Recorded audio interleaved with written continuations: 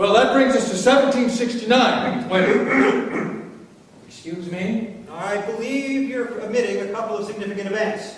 No, I don't believe I am. I'm sorry, did I say events? I meant women. These good people have been here for a long while You now. mustn't forget your marriages. Good day, and thank you for coming. John. They'll want to know, John. It's part of you. It's part of who you are. It's part of the past. It makes a really good story. If anyone here has a little brother, you know exactly what I am thinking right now. I think we should start with Grace. Yes, Charles, let's do it. Let's start with Grace. In fact, were it not for you, I would have been married to Grace and saved myself a great deal of trouble. I suppose that means you'd like to be the one to tell the story. The year was 1748. Grace Murray traveled in the group which accompanied me as I preached throughout England. In Newcastle I fell ill, and Grace was kind enough to care for me, as she did with others in the group. I became enamored of her, and indeed asked her to marry me. But my brother here had other ideas. When he found out about the impending marriage, he rode straightway out to where he found Grace, and not only did he talk her out of marrying me, she went straight into the arms of another man. In my defense, let me say this.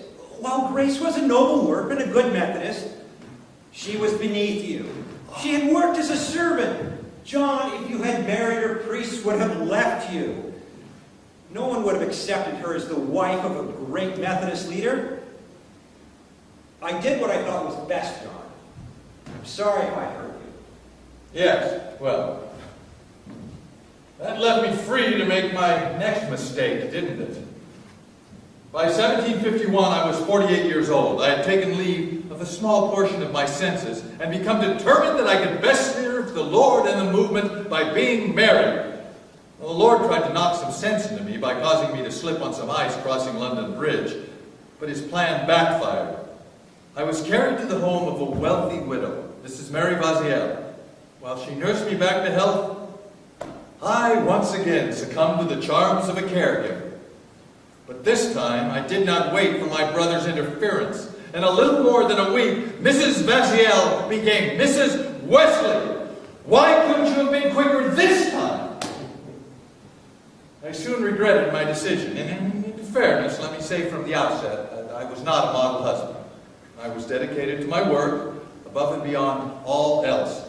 I traveled much of the time. My wife tried to travel with me, but the pace was more than she could bear. She didn't like the heat. She didn't like the cold. She didn't like the food. She didn't like the horse. You had a great horse. I know!